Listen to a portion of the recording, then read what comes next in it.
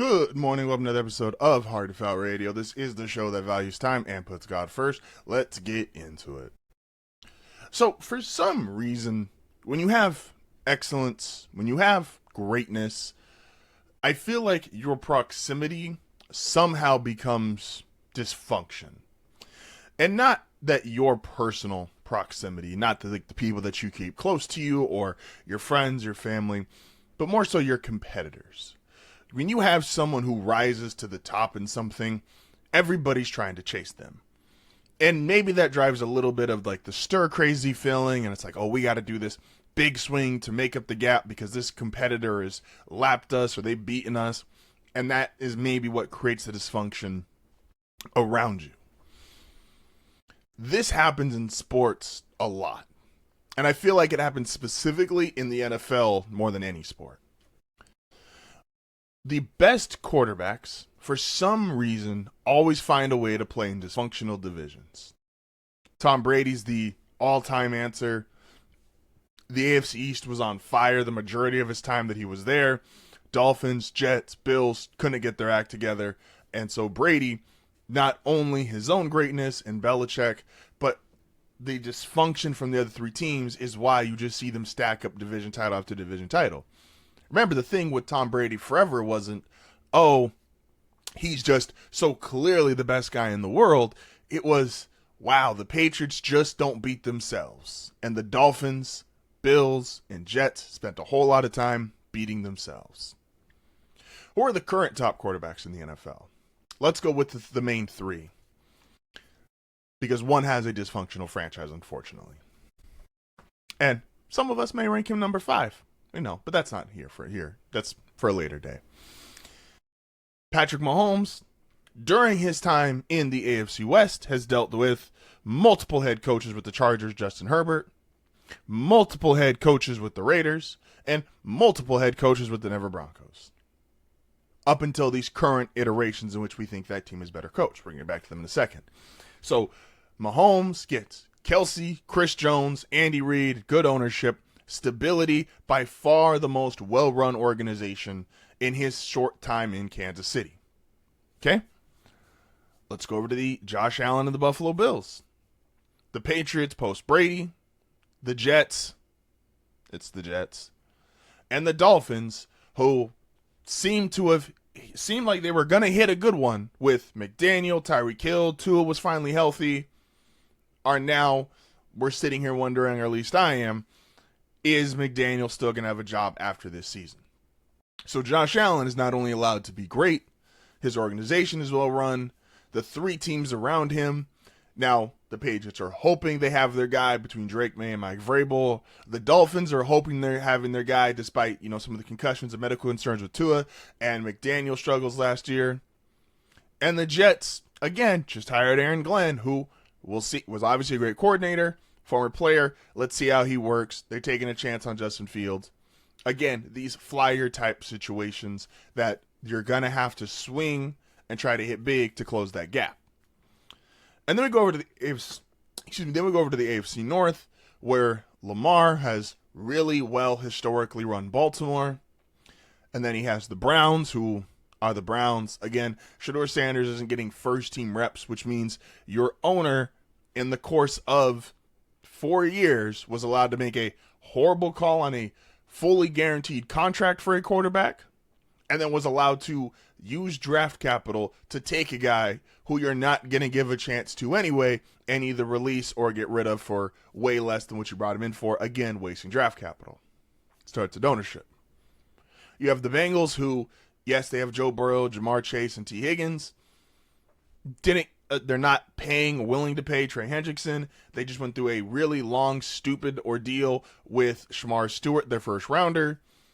Cheap ownership, not well-run franchise, no defense. Again, Lamar gets to be great and gets to watch his division start to be dysfunctional. And then you have the Steelers, who historically have always been really well-run, who historically have always been really well buttoned up, and are now relying on 40-year-old Aaron Rodgers, going to continue to pay a defense that, while is going to be really good, is not a defense that can carry you with the state of your offense has been the last decade now almost since Ben Roethlisberger was out of his prime. A historically well-run, proud franchise, not exactly making moves like the historically well-proud franchise that they've been. So again, we all know Lamar's great, Josh Allen's great, Mahomes is great. I really like CJ in Houston. That's another one. If he turns, I think he's the best quarterback in that division. Tennessee just had the first overall pick. Jacksonville literally doesn't have carts for their first overall pick. Like, there's dysfunction in that division as well. The Colts, Shane Steichen, who I do like, but can't get quarterback right. We'll see what Anthony Richardson turns into. They're bringing in Daniel Jones, which, if your season is dependent on Daniel Jones, that already says a lot. So all of these great quarterbacks seem to just be followed by dysfunction. And again, some of that is, if I know my competitors are just either smarter than me, stronger than me, faster than me, whatever the case may be, they're just better than me, I have to take some of these riskier routes to get to where I want to be, which is either in competition or ahead of you. I can't naturally do it. You watch motivational videos and they'll tell you, it's like, well, you gotta, if they're smarter than you, bigger than you, faster than you, they can do it on 100%, you gotta be 120%. And 120% just involves, especially in this business, involves risks. It involves taking chances. And when those don't work, when you are already behind the 8 ball, you are now even more behind the 8 ball. So it is what it is, but it just feels like dysfunction follows these all-time great quarterbacks. And with that said, to be consistent here, this is why I think Baltimore is clearly going to win their division. I think the Bills are clearly going to win their division. I think Houston's clearly going to win his division. The only division I think is up for grabs is the one where we finally have clear, concrete signs that we have fixed the turmoil, we have fixed the bad choices being made, we have fixed the dysfunction, which is Sean Payton in Denver. We saw Hackett, the peak of dysfunction. Now Sean Payton, great offensive line, defense should be best in the league. We're seeing structure, foundation, a real franchise. The Chargers, Justin Herbert. We saw multiple head coaches, the Chargers charging. Then you bring Jim Harbaugh, establishes offensive line, gets a running game. They're back in the playoffs. Yes, they had the bad playoff game with the 4 picks, but Harbaugh, Herbert, that's a foundation, that's structure. And even the Raiders, who I'm not as high on the Raiders as Tony is, Ashton Genty, Brock Bowers, Geno Smith, Pete Carroll, you are seeing structure. It's going to be the least dysfunctional division in the NFL, and that's why I don't think it's a guarantee that the Chiefs get there. So I'm not really even saying that Patrick Mahomes is any less great. I'm just saying that the other teams are starting to catch up, and that is a part of the greatness formula. Now, another thing I want to talk about here, a little bit of NBA. I know it's the NBA offseason, and besides the LeBron topic, not a lot's going on.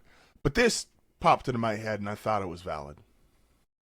So, LeBron was on a cruise ship, and it was him. I think Rich Paul was there too. And it was the agent for Nikola Jokic, who also has a couple other high-end Euro basketball players. I'm not going to go down this whole client list. I don't know them all. But the thing that matters is Jokic, right? And there's been all this LeBron talk the last couple of weeks of, is he going to stay with the Lakers? What's he going to do? Luka, who's now he's on the front cover for Men's Health. He's losing weight. He's in the gym. Awesome. And Giannis, I feel like, has been the other guy who's talked about a lot. And that is, is Giannis going to stay in Milwaukee? What are they going to do? Oh, he doesn't like the fact they traded Dame, this, that, and the third. Like, it's been a whole lot of, I feel like those have been our 3 most talked about people. And Giannis is interesting to me because it made me realize, as I was looking at this picture of LeBron and Jokic's agent, is how come we don't have the same conversations that we do about Giannis? Why don't we have those about Jokic? It doesn't feel like we're waiting for the ball to drop on Jokic and go, oh, well, he's going to request a trade out of Denver. But that's the and I'm not even saying right, wrong, this is correct, incorrect. I'm just stating what is being said. Giannis, we're talking about, should he force his way out of Milwaukee? Should he, demand this from Milwaukee? Should he want to stay there? And Giannis, to me, is the most one-for-one comparison you're going to get to Nikola Jokic as far as just a resume and an outline, right? They're both European players. We know European players, they don't normally rock the boat like American players. They don't sit there and go, hey, get me this, get me that, or I'm out of here. That's not their usual MO.